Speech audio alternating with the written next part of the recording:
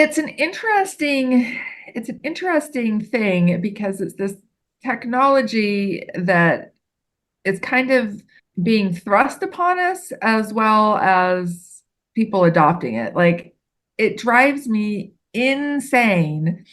On LinkedIn, they're like, rewrite with AI. And every applicant tracking system out there is like, now we're, AI powered.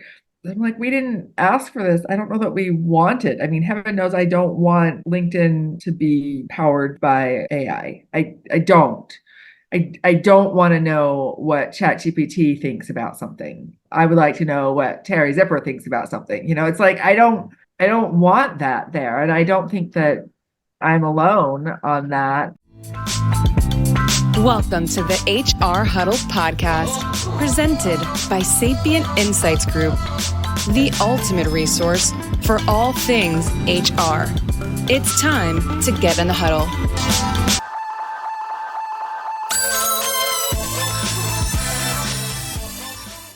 Hello, everyone. Welcome back to the HR Huddle. I'm your host, Teri Zipper, CEO and Managing Partner at Sapient Insights Group, and I'm back for another exciting episode of HR We Have a Problem. This is the show where we like to break down the big and most relevant HR issues of the day. We help you make sense of what they mean for you, and we also talk about what you might do about them. Our guest today is someone many of you know as the evil HR lady. Her Facebook page that has, 30,000 or so members. The face behind that name is Suzanne Lucas, and I'm excited to have her on the show today. Welcome, Suzanne. Thank you so much, Teri. I'm super happy to be here.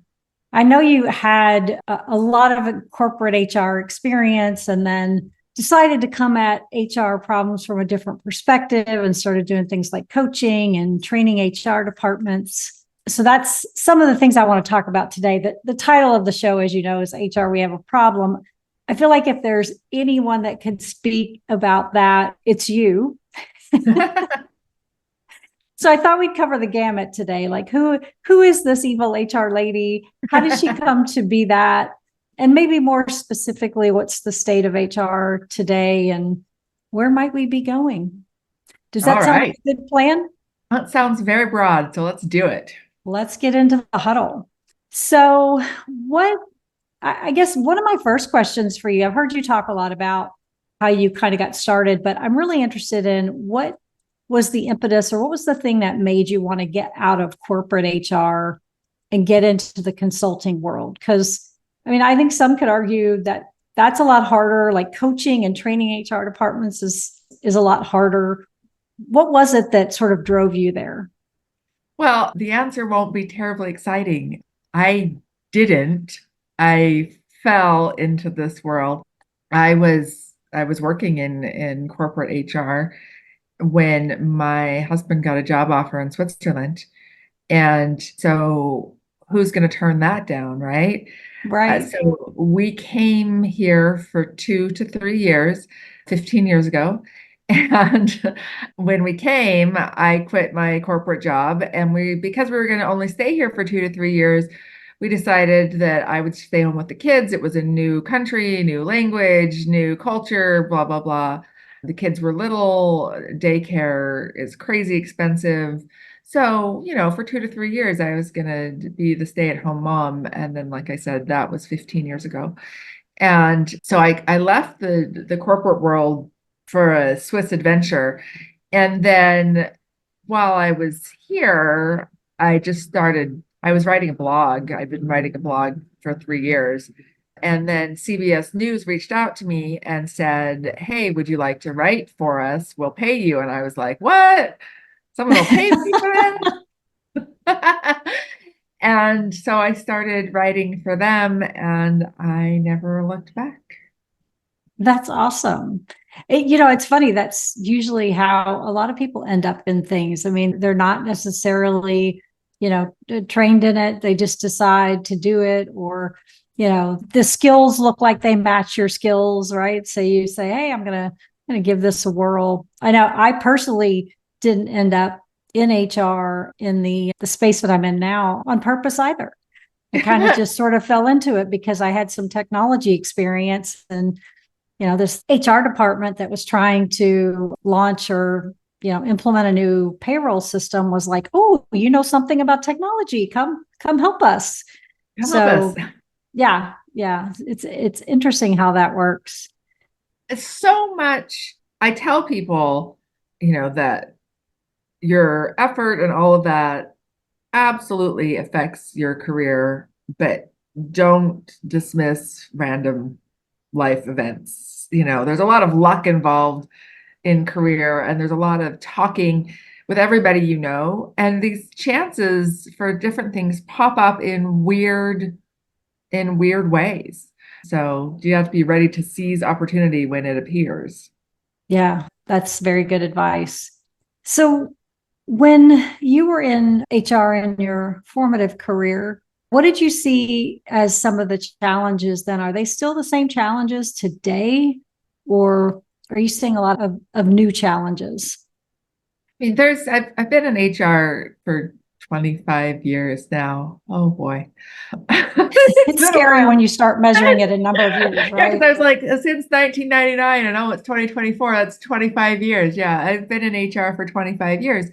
And so there's been, a lot of different things have happened. My very first salary exempt role in HR was as an HR analyst. And I was the very first HR analyst for a company called Wegmans. Your East Coast viewers will know it's the best grocery store on the planet. Yep. They are the best ever. Anyway, I still love them. But I was their very, very first HR analyst. Like HRISs were new. That was a new thing. My very, very first HR job was as a temp. I was a temp administrative assistant in an HR department where they were implementing their very first HRIS, and they were keeping all of their employee information on cards that they stored in shoeboxes. I mean, this whole thing is within the last 25 years. So, when you start out of that and then come today where of course you have an HRIS, and we're talking about different systems of technology, and it's remote work, it's artificial intelligence, there's all these very, very different things, and there's a lot of different attitudes of people as well. Like the current push towards this work-life balance, which is more life than work, is very, very different. And these concepts of the things that people want and expect in a job now are completely different from what they wanted and expected in a job 20, 25 years ago. Yeah, that very much has changed. And it's changing the whole way we work. Yeah, absolutely. Where we work, when we work, how we work. It's fascinating, really. And I want to talk about AI a little bit, but I think that's an area HR is struggling with. It's an interesting thing because it's this technology that is kind of being thrust upon us as well as people adopting it. Like, it drives me insane. On LinkedIn, they're like, rewrite with AI. And every applicant tracking system out there is like, now we're, AI powered. I'm like, we didn't ask for this. I don't know that we want it. I mean, heaven knows I don't want LinkedIn to be powered by AI. I don't. I don't want to know what ChatGPT thinks about something. I would like to know what Teri Zipper thinks about something. It's like I don't want that there. And I don't think that I'm alone on that. And it, gives these suggested responses, and it's super annoying, but it's being forced on us, and it's dumbing us down. So it's like, oh, I can just click this button and it'll give me this response. And that's not helpful. On the other hand, AI is helpful for a lot of things. I mean, one of the things that it's most helpful for is, our autocorrect on our phone is simply an AI algorithm. It learns from what you've said before and predicts what you would say in the future. And then it also figures out what you meant to say. And while we mock it, it's actually really good. When it makes mistakes and they're funny, but most of the time it's actually correct. And if you turn the autocorrect off on your phone and you realize that you really have fat fingers and you're not hitting those keys exactly like you mean to because the autocorrect is fixing it. So there are things that we really, really do like. It's scary to me, the concept of these algorithms helping in applicant tracking systems, because AI is full of bias, and you're full of bias, I'm full of bias, everyone's full of bias. We're all full of bias. It's not like I'm like, oh, I'm perfect and you're perfect and AI is biased. We're all biased. But the problem with AI is that it brings that bias, it magnifies it, and then it makes everybody that uses it biased in the same way. Whereas now you have your biases, I have my biases. We're both hiring someone. You're going to be biased this way, I'm going to be biased that way. Everybody gets a job. If AI is choosing, it's going to star the same person for both of us. Yeah, not a good thing.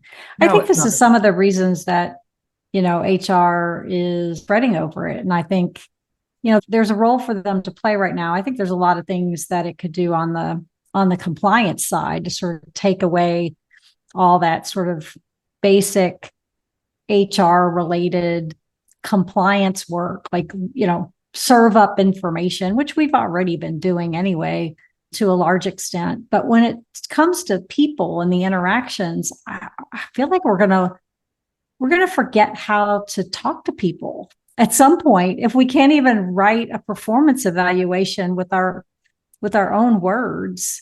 And yeah, this is a huge concern of mine because AI is really good at the basic stuff, but it's not good at advanced stuff. But the problem is when you use it for the basic, you never advance yourself. Because the only way to become a really good writer is to write a lot of crappy stuff at first, right? And Exactly. if you're using AI to do your essays, do all your emails, do all this, that's great and it's efficient, but you are not developing the way that you need to. You're stuck and you're going to get worse. And one of the things that I know for sure, living here in Switzerland, the software for translating has gotten so much better in the 15 years that I've been here. And I've become lazy with my German because I can just use DeepL to translate it. And so I've had people compliment me on my grammar when it's written, and I'm like, no, I didn't. That's not me. I wrote it in English and translated German. Yeah. It's my German has gotten worse as the technology has gotten better. And that's going to happen to humans in all areas if we're letting AI do this stuff. Yeah. It kind of reminds me of the days of the calculator. Remember when it's like, oh no, you can't have a calculator to do your work and your homework and in school and all these kinds of things because you'll never know how to do math. And it's not like you can just pull this out anytime you need it and say, well, let me see what GPT says I should say about this, right? Yes, every time you say something, I'm like, type into my phone. Oh, okay. And this says, yeah, it's like, yeah, hold on a minute. Yeah, it starts to become really impersonal. We'll see how it evolves, right? And we'll adapt to it. But it is an interesting dynamic, especially for HR. And I think a lot of people look to HR oftentimes with anything new, like, well, are you gonna go first? well, and we become these like de facto company regulators of things, and we're put in charge of the new. If you want to go back to 2020, which heaven forbid, none of us want to go back to 2020, but No. I don't know about you, but prior to 2020, I had never, ever, ever once thought about taking an employee's temperature when they came into work. I had never, never, never once thought about a vaccine policy for employees. I thought about it at school because you have to have your shot records for schools and all that, but Right. I I had never ever thought about asking employees for their vaccination record. Like it had never come into my head. And then suddenly it was on HR's shoulders. And suddenly I am training thousands of people on how to follow CDC guidelines. Where did that come from? Why was that on my head? Like, I mean, Yeah. I'm perfectly happy to take something on. I like to do new things, but it was like, what in the heck? And then the same Yeah. thing is with HR. Who's making it's not with HR, with AI, who's making these policy decisions? Well, HR is. Who's deciding how we use this and all of those things? It's coming back on our heads, which is great, but are we equipped? Yeah. That's the big question. I think we're not. And it's not an HR issue. To me, it's at the executive level. HR is maybe one of the ones that has to carry out some of the things related to it, but it's definitely an executive level decision and conversation, right? It absolutely is, and it needs to be partnered with HR. But as companies put it off and they don't have this discussion, it lands on our desks. Because what do we Yeah, do about Bob? right. He's been Suddenly having there's yeah, all the stuff. What do we do about it? Is this a violation of policy? Is this, we don't have a policy? What do you mean? You know? exactly. Yeah. Yeah. It comes back to policy. We do have some fanboys and girls here at Sapient, by the way. Stacey Harris is a big Oh, fangirl of yours, was very excited to know that I was going to be talking to you and doing a podcast with you. One of the things I love about what you do is how you use comedy. I've often thought that HR, the business of HR, can be too serious, right? I mean, of course, there are a lot of serious issues that we have to deal with in HR, but I think most people know when it's not okay to laugh, but I'm not sure they know in HR when it's okay to laugh, right? So I'm very curious about how you came up with this improv on HR idea and just sort of the, perception of HR in general, because we can be we can take ourselves pretty seriously. absolutely. And we do take ourselves way too seriously sometimes. But how it came about is I took an improv comedy class just for fun, just for fun.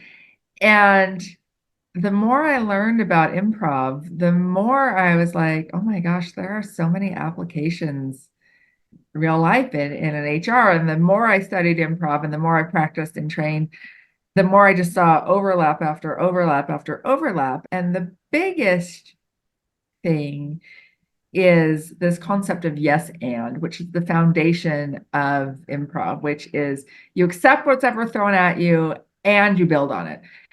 You don't say no in improv. Like if I said, "Oh, Teri, what a beautiful hat you have on." You don't say, "I'm not wearing a hat." You say, "Oh, yes, thank you. My grandmother gave it to me." Just you just build on it, right? Yeah. And that sums up the role of HR so perfectly because so often we aren't the decision maker, but we have to just build on it. So the CEO says, everybody back to the office. And you can have your discussions behind the scenes and you can say your piece. But once that decision is made, you've got to just accept it or you've got to get out. It's super destructive if you're like, yeah, everybody, the CEO says everyone back to the office, but I think that's a stupid thing. And he's going to probably change his mind in 6 months. And that is completely destructive for the company. Completely. You have to and it. CEO says, everybody back, let's come back, let's find the best solution, let's do this, let's do that, let's, work on these things. How can we make it better for everybody? You've got to do the and part. If you are like, oh, it falls apart. It's super destructive to the company. Yeah. Well, and that's what they did when they came back, right? They said yes. And oh, we're going to come back 3 days a week and 2 days we're going to, work at home and, or we're going to give people the option or, they came up with all sorts of sort of creative and innovative ways to solve that problem. But it's a great way of looking at things. I think, people don't want to say no most of the time in HR, but they also sort of can accept things in the box and not, and the and helps you get outside of the box. The and helps you get outside of the box, and it gives you power over it. And it also improves things. It's like one of the things that one of my improv team members always says is, today is the day. And she always says that before we go on stage, which is this idea of whatever happens out there, today is the day. It is this is the day where it happens. So whatever the scene is, this is it. This is the day where it happens. And it's this empowering thing. And if you think about that, and that makes me sound like very much a rah, motivational speaker, which I'm not. But today is the day. What you do today, you can make it better, or you can make it worse. If you yes and things, it will be better. If you no but things, then you don't move forward. And this is something I see in so many areas of my life, not just within HR. The husband that I came here with is now an ex-husband. And so one of the groups that I'm in, and one of the things that I'm passionate about, is I am in a group of stuck mothers. We are women that moved abroad, who are now divorced and cannot move back to our home countries because of custody issues. So I'm very happy here in Switzerland. I like it a lot, but I can't take my children back to the United States until my youngest is 18, which is in 2 more years.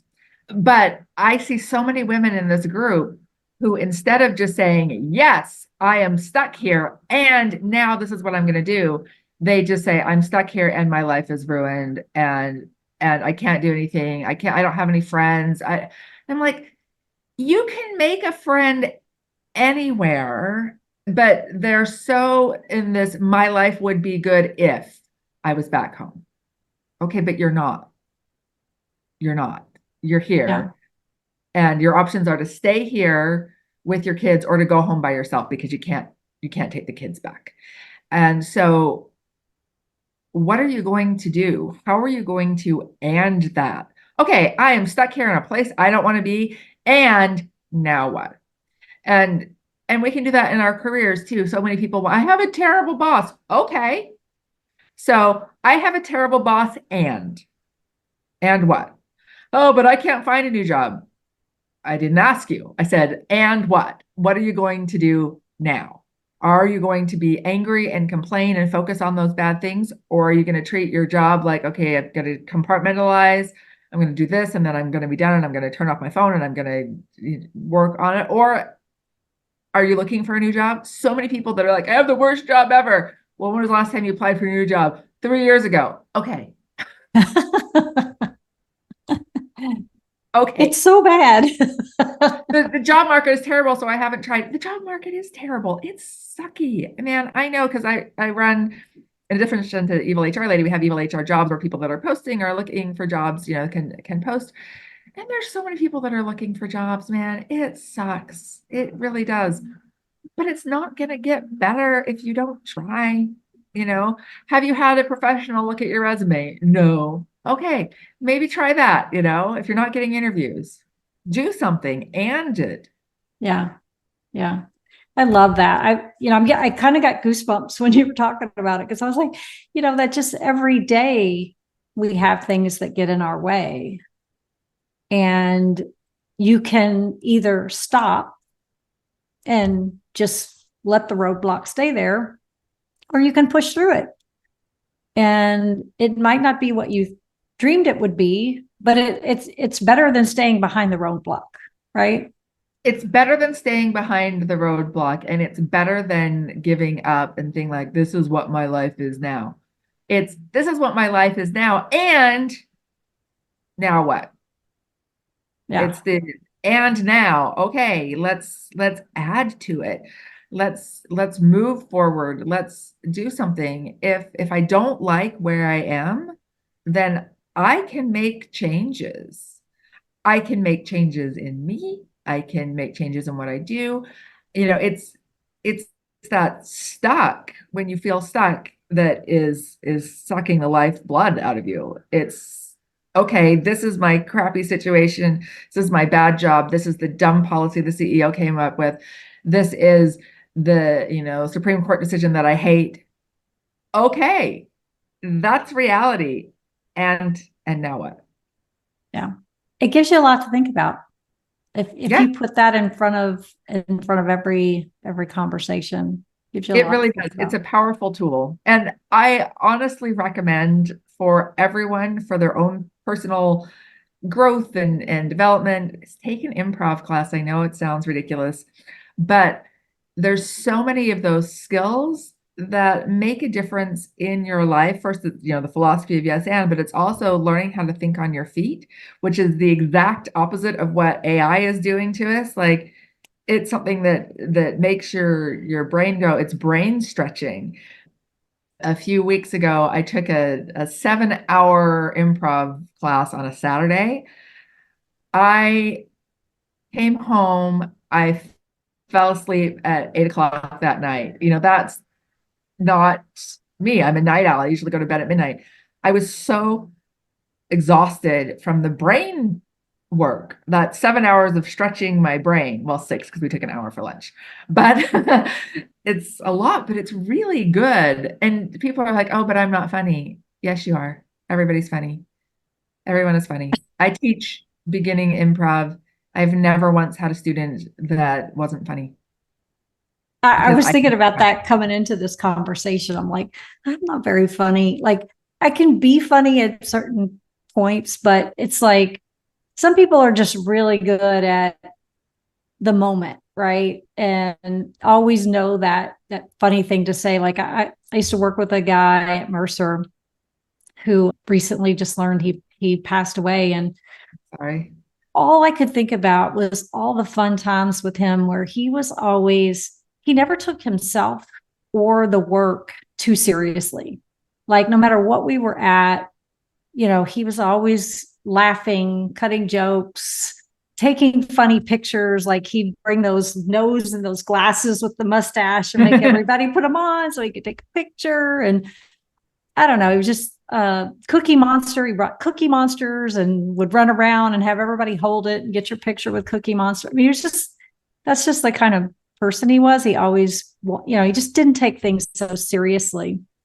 And I mean, again, HR is a serious business sometimes, but it doesn't always have to be.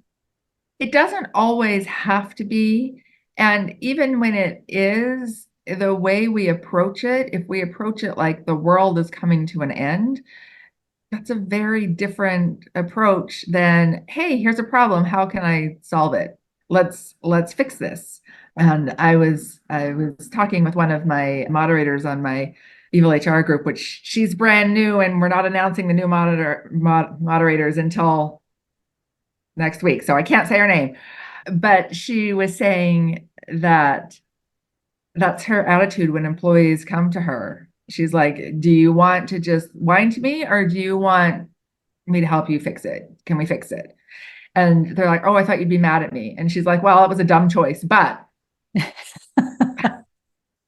let's fix it. Right. Yeah. Yeah. And even though I hate this idea on an intellectual level, because so many people think of HR as like the school principal or the mom of the, and I admit that I am far too motherly, and I'm a cookie baker, and I'm always like, here, have a cookie.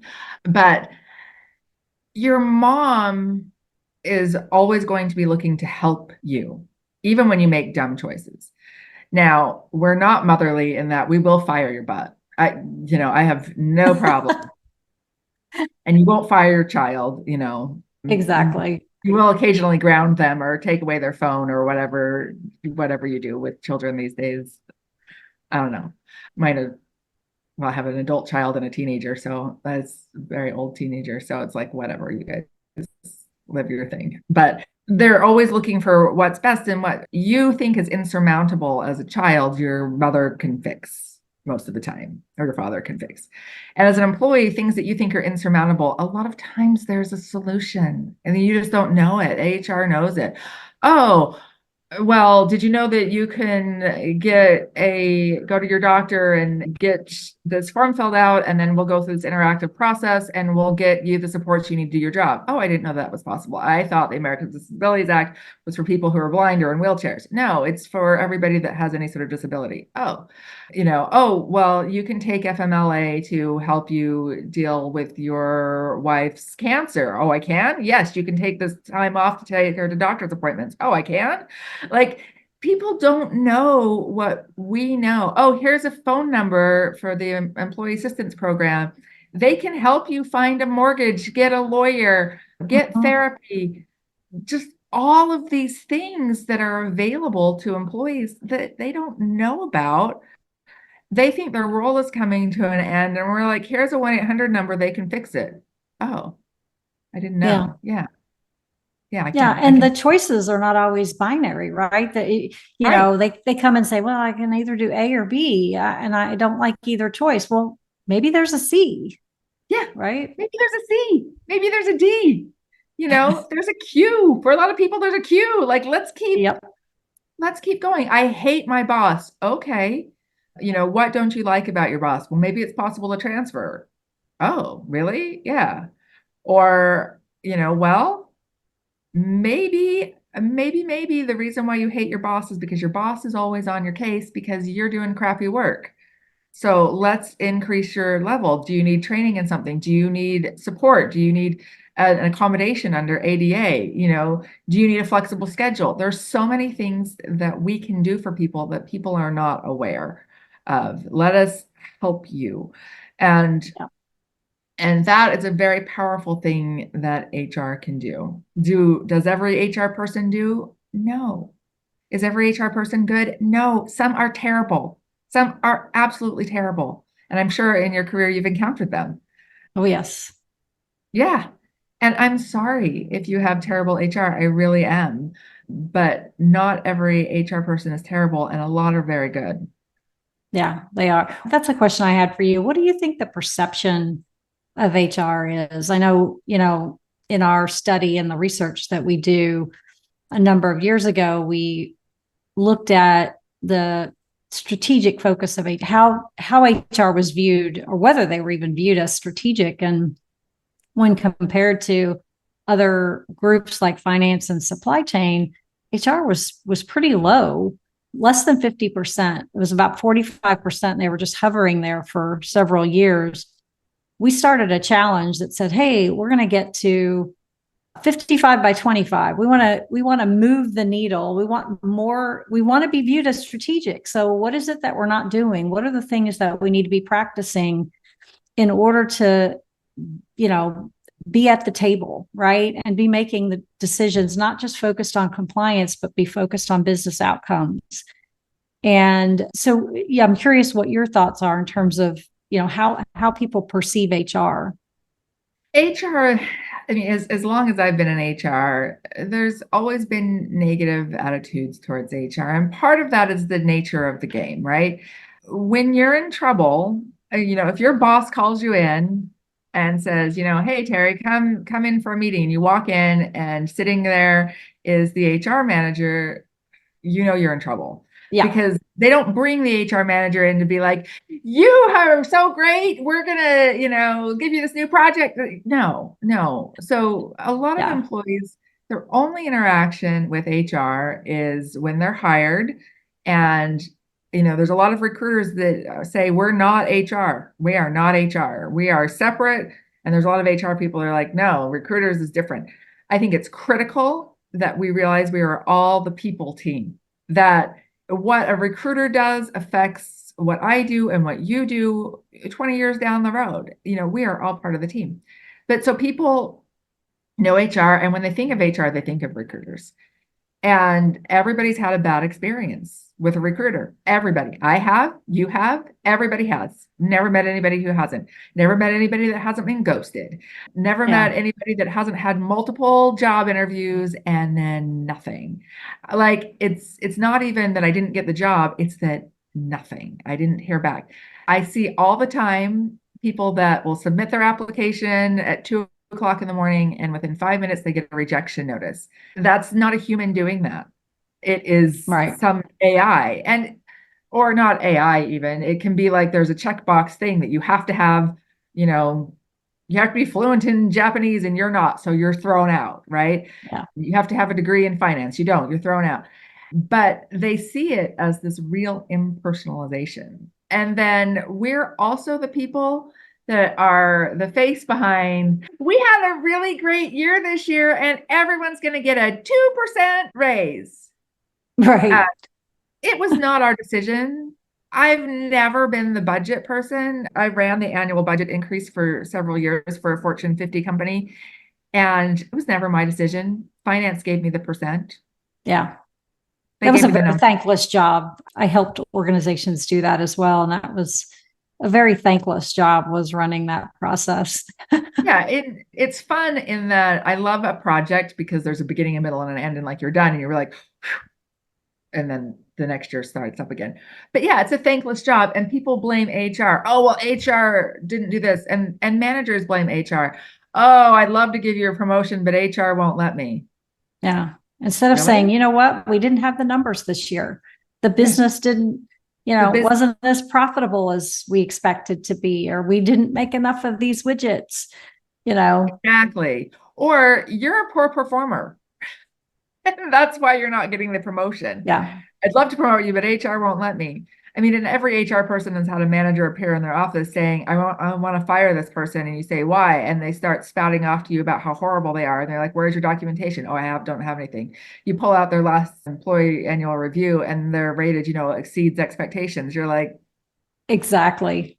so part of it, that was a long way to say, part of it is just the nature of the job, that people have this negative attitude.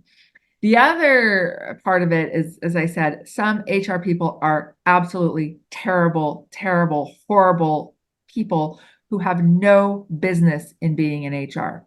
And the thing is if you are a terrible, horrible person in finance or marketing or operations, everyone just kind of accepts that. Oh, you're horrible. But we're supposed to be the people person. So if we're not good, it makes the whole profession look bad. No one says, oh my gosh, my marketing manager was such a narcissistic jerk.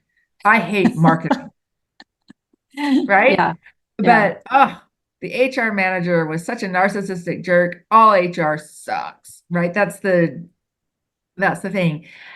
And we bring that on ourselves. We don't police ourselves. We put up with things, and then we devalue ourselves, and that makes companies devalue us. Another one of my moderators, this one I can say her name because she's been moderator for I don't know how many years, 1 zillion. She's amazing. Marie Lobazu. She's had a post go viral on LinkedIn, like 2.5 million views, and where she posted some salary combined with job descriptions of HR job postings. $50,000 for a senior level HR that is fluent in Spanish and English. That is somebody in finance is completely devaluing what they do. And the problem with that is that they're going to be able to find someone that's willing to do it for $50,000, but that person's going to be terrible. That person is going to be terrible, guaranteed.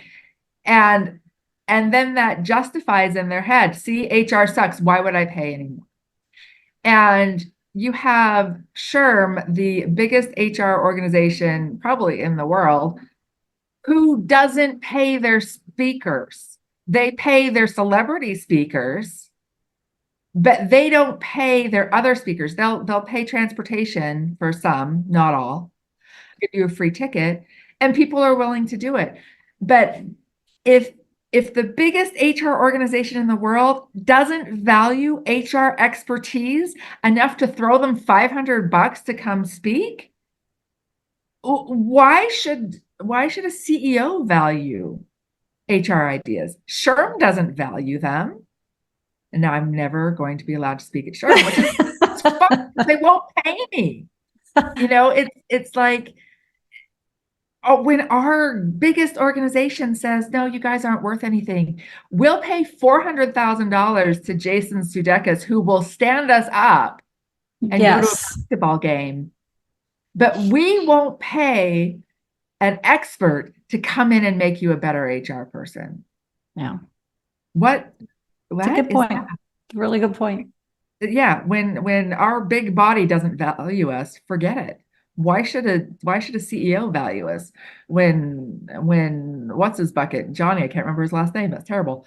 The head of SHRM doesn't value us. He doesn't value us. If he valued us, he'd pay the speakers. Yeah. I know sometimes I forget that it's always somebody's first day in HR. Right. Maybe they studied it. Maybe they were like us. They just got lucky. They fell into it. They had the requisite skills. I don't know. But what advice would you give someone on their first day in HR? Goodness gracious. My first advice would be you can't do anything that we can't fix. We can fix it, right? So don't panic. We can fix it. Just about anything can be fixed. And I'm not going to bring up things that can't be fixed, but don't fire anybody and don't hire anybody without sign-offs. Everything else we can pretty much fix.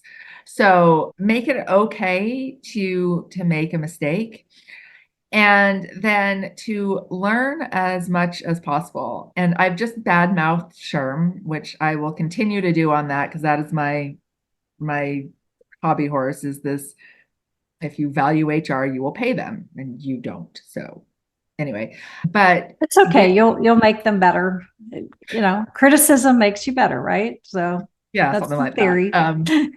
But get your certifications, whether through SHRM or HRCI or AIHR is really coming up in prestige now. I've worked a lot with AIHR, just so they are good people. Like, I know the people behind it, and they're good people. It's good material. I wrote some of it, so I know. But get certifications, learn things, ask to go to conferences. Don't worry about the keynotes. Go to the breakout sessions and learn those things. Anybody that's like, oh, here's my big presentation on the future of work, forget it. Don't bother to go in there. It's not going to help you. It's not going to help you.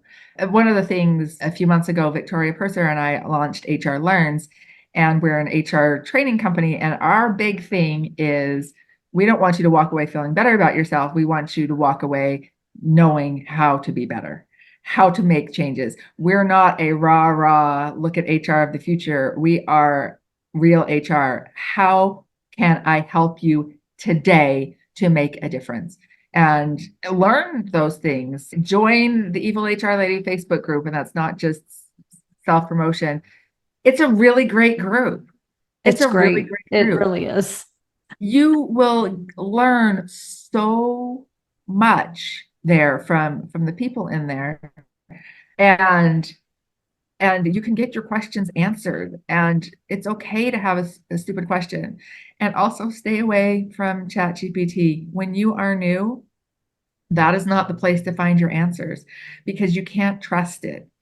I can go in and say, hey, what are the requirements for FMLA? And it'll give me a nice list. But I'm already an expert on FMLA. So if it makes a mistake, I know all I'm doing that for is just so that I don't have to retype it myself, right? So that I can just copy and paste it somewhere. But if you're brand new and it makes a mistake, how do you know? How do you know? You don't know. Yeah. So make sure you're learning things yourself. And yeah, I think those would be that's a lot of overwhelming actually, my first day advice is welcome. At some point you're going to cry, and it's okay. We've all cried. Yeah. I think that the two things Day two is all that other stuff. Yeah. I took away a couple of things from that. One is, be a learner, look for opportunities and learn everything that you can. about this. And if you're going to trust AI, you have to trust but verify. Yeah, you have to trust but verify. And even the problem with verification is if you don't know enough, you can't verify it, right? Yeah. One of the examples I use in my webinar is I will ask AI, I'll ask ChatGPT, what is the law regarding nursing mothers in the workforce? And it gives a beautiful answer without mentioning the Pump Act or the Pregnant Workers Fairness Act. Why? Because the data in ChatGPT is old and those Yeah. are new laws. And so you're like, oh, it says the Fair Labor Standards Act. Gosh, I don't remember the name of the act that was the thing before. Anyway, it's part of the FLSA. And if you Google that to verify, it'll tell you that it's correct, but it doesn't tell you that there's new things on top of it. You've got to Yeah. be aware. You have to know what's going on. Yeah. It gives you a little bit of nervousness about the future. It's a huge problem. It's a huge problem. And we're going to see the whole AI thing making employees worse with students not doing their own work and using AI to learn to write. Writing is thinking, and you're not doing the thought processes when you're not writing. And that's why universities have historically placed so much effort on writing. It's not that we want to make you into a novelist, so we want to teach you to think. And when you're copying and pasting out of AI, you're not thinking, you're not learning, you're not stretching your brain. Yeah. And going to get more and more of these people in whose skill is not in thinking, but maybe perhaps in beating the AI detectors that the professors are using. Yeah. Not really a skill that we need. Well, I'm going to go take an improv class because that sounds like a lot of fun. Oh my gosh, it's so much fun. It's so much fun. Love it. Well, Suzanne, thank you so much for joining me today. This has been a great conversation. I look forward to doing it again. We need to do another one. I know we could find plenty to talk about. Absolutely. It was delightful. Thanks to our producers, Brand Method Media Group, and our marketing team who will take care of getting this out there to the audience. And thank you for tuning in. That's all the time we have for this episode of HR We Have a Problem. If you enjoyed this episode, you can subscribe to it on your favorite podcast app and leave us a review or drop us a line and let us know what topics you want to hear about. We'd love to get some things scheduled that you want to know about from an HR perspective. We will be back in 2 weeks with another episode of HR We Have a Problem. Thanks, everybody.